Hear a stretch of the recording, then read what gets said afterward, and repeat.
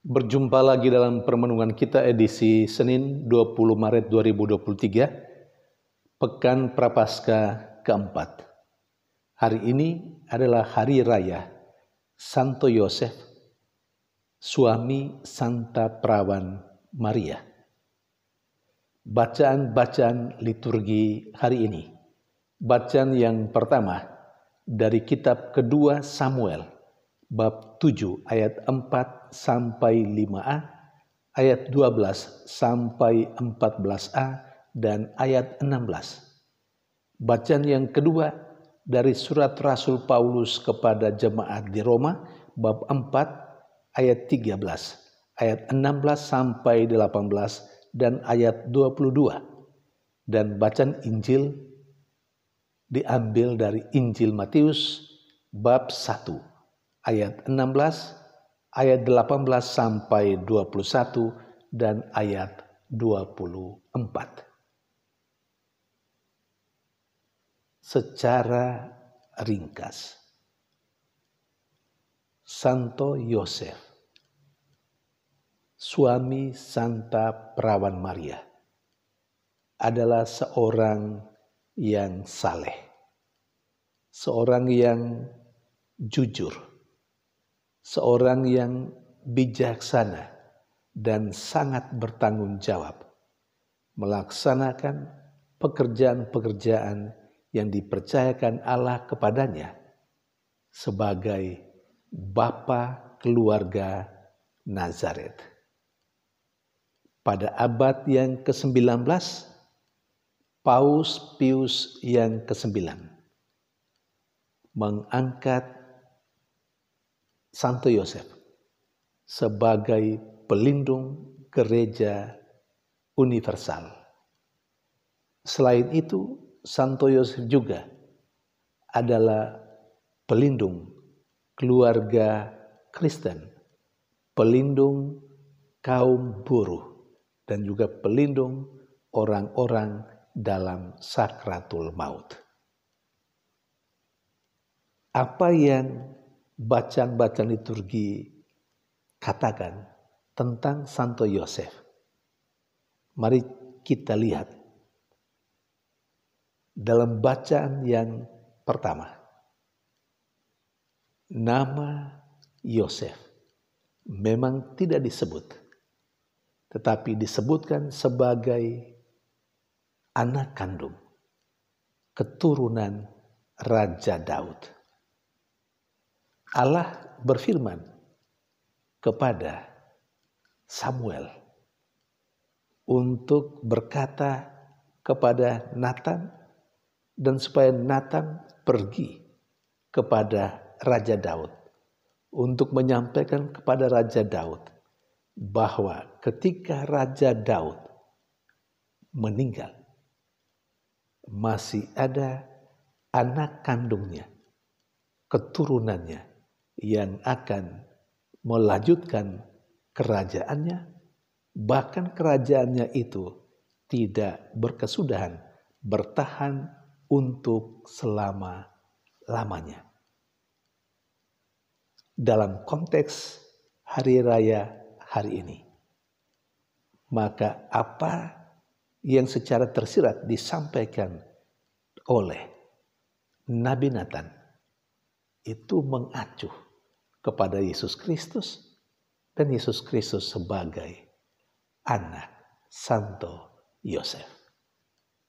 Kemudian dalam bacaan yang kedua diceritakan tentang Abraham, seorang yang penuh iman kepada Allah, yang diangkat Allah menjadi bapa banyak bangsa, yang karena imannya seluruh keturunannya mendapat berkat, dan keturunan Abraham akan banyak seperti pasir di laut dan bintang di langit. Dan Santo Yusuf adalah bagian dari keturunan Abraham itu. Dengan demikian, Yesus juga sama. Secara manusiawi. Sementara dalam bacaan Injil diceritakan tentang Santo Yusuf secara lebih nyata, lebih konkret. Kalau dalam bacaan yang pertama, secara tersirat diungkapkan keturunan Raja Daud, maka Santo Yosef dalam bacaan Injil hari ini diperlihatkan, diungkapkan secara jelas sebagai seorang yang sedang bertunangan dengan Maria. Ia yang karena ketulusan hatinya setelah tahu kalau Maria sudah mengandung sebelum mereka hidup sebagai suami istri. Sekali lagi ditegaskan, karena ketulusan hatinya, Santo Yosef tidak mau mencemarkan nama baik istrinya. Maka dia punya keinginan untuk menceraikan istrinya secara diam-diam supaya Maria tidak mendapat hukuman. Dia mau diam-diam bercerai dari Maria. Pada saat dia berpikir seperti itu, Tuhan datang melalui malaikatnya. Dalam mimpi, Tuhan menyampaikan rahasia kandungan yang ada dalam diri Bunda Maria. Bahwa yang dikandung itu berasal dari Roh Kudus. Dan karena itu, sesudah Yosef bangun, dia mengambil Maria sebagai istrinya. Disinilah letak ketulusan hatinya. Di satu sisi, dia tidak mau mempermalukan Maria, istrinya, yang sedang mengandung. Sebelum pemberitahuan dari Allah melalui malaikatnya dalam mimpi, dia punya rencana untuk menceraikan. Karena dia memang sangat mencintai Maria dan tidak mau mempermalukan Maria di depan umum. Itu bukti ketulusannya. Kalau seorang lelaki yang memang merasa bahwa dia dikhianati dan dia punya hak untuk merajam, menghukum Maria, dia sebenarnya bisa melakukan itu. Tetapi justru Santo Yosef tidak melakukan itu, dan itu salah satu ungkapan ketulusan hatinya. Dan ketulusan hatinya lebih jauh terungkap ketika Santo Yosef setelah tahu dari malaikat Gabriel dalam mimpi bahwa yang dikandung oleh Maria adalah atau datang dari Roh Kudus, maka dia melepaskan hak kepemilikannya terhadap Maria sebagai tunangannya dan menjadi atau bakal menjadi istrinya.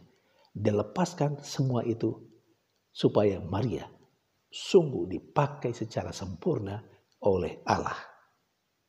Itulah ketulusan Santo Yosef.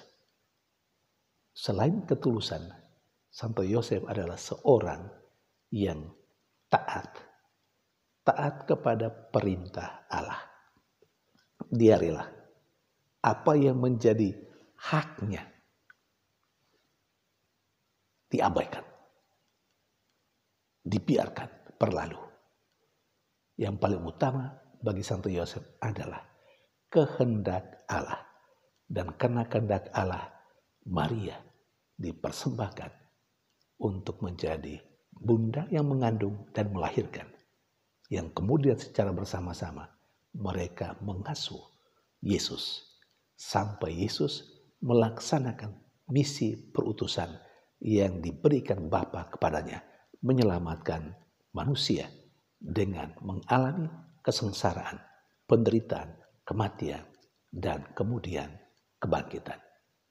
Saudari dan saudara yang terkasih, itulah Santo Yosef yang kita rayakan hari ini. Catatan Hari Raya Santo Yosef memang tanggal 19 Maret. Tetapi secara liturgis, karena tanggal 19 Maret bertepatan dengan hari Minggu, dan secara liturgis pula hari Minggu tidak boleh, liturgi hari Minggu tidak boleh dirubah atau diubah dengan liturgi yang lain, maka Hari Raya Santo Yosef dipindahkan ke tanggal hari ini, Senin 20 Maret. Saudari dan saudara yang terkasih, kita bersyukur bahwa ada banyak orang kudus dalam kitab suci yang menjadi panutan kehidupan beriman kita. Kita bersyukur pula atas hadiah Allah yang sangat berharga kepada kita semua, yakni Santo Yosef.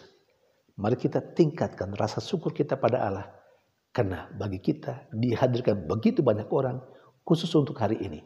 Bagi kita dihadirkan Santo Yosef, suami Maria, bapa pemelihara Yesus, yang saleh, yang jujur, yang bijaksana, yang sangat bertanggung jawab melaksanakan semua perintah Allah terhadapnya sebagai bapa keluarga kudus Nazaret.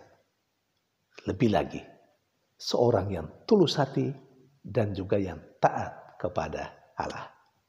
Semoga kita tidak saja merayakan secara seremonial Hari Raya Santo Yosef,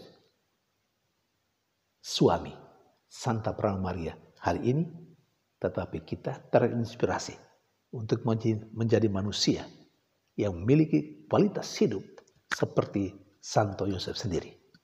Kita kiranya menjadi orang saleh, orang yang jujur, orang yang bijaksana, orang yang bertanggung jawab melaksanakan perintah-perintah Tuhan dalam keseharian hidup kita, menjadi orang yang taat dan juga tulus hati. Tuhan memberkati.